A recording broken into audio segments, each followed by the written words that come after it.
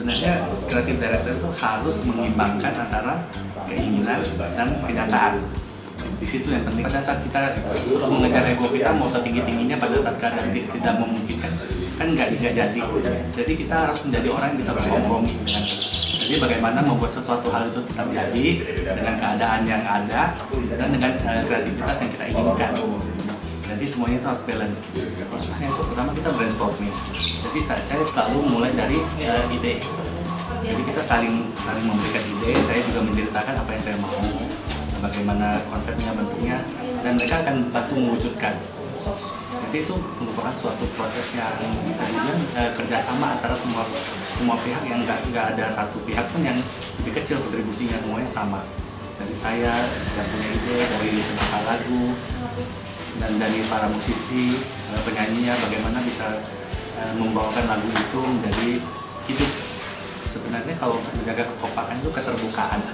Jadi bisa terbuka sama partner-partner kita, sama penyanyi, sama apa yang kita mau, dan kita juga harus terbuka atas ide-ide mereka. Bagaimana mereka ingin menyampaikan lagu itu ke orang lain. Jadi disitulah kita bermusyawarah, mufakat, dan dapatlah hasil karya yang semuanya senang dan semuanya sepakat dan semuanya solid. Jadi kalau dari creative director itu kesulitannya adalah adaptasi. Jadi pada saat kita mengidekan sesuatu, mengeluarkan suatu ide, biasanya itu tidak terbatas. Nah, bagaimana cara kita untuk kembali beradaptasi dengan kondisi yang sebenarnya? Seperti salah satunya dari budget, dari peserta penyanyinya siapa aja. Yang kita harapkan itu harus kita ketemukan dengan kenyataan. Jadi antara menjembatani kreativitas dan dunia nyata.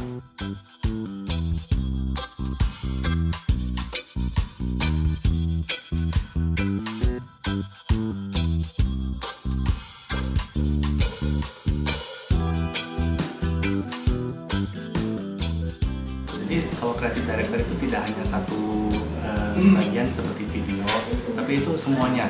Jadi suatu karya secara keseluruhan. Jadi bahkan sampai detail alat musik yang mau kita pakai di lagu itu apa, kita juga harus ikut kontribusi. Kita harus request nih. Contohnya kali ini kan kemarin lagu Imlek kita itu Imlek bersama si Pacai. Kita temanya adalah peranakan Cina di Indonesia. Jadi itu menggunakan kebaya encim ya. Di sana kan sangat kental nilai-nilai Jawanya. Jadi saya mau itu adalah intronya kita harus menunjukkan bagaimana sih musik Jawa itu bisa bergabung sama lagu Imlek. Jadi muncullah intronya itu kita pakai gamelan tapi memainkan lagu Imlek klasik yang sudah terkenal untuk menjadi intronya.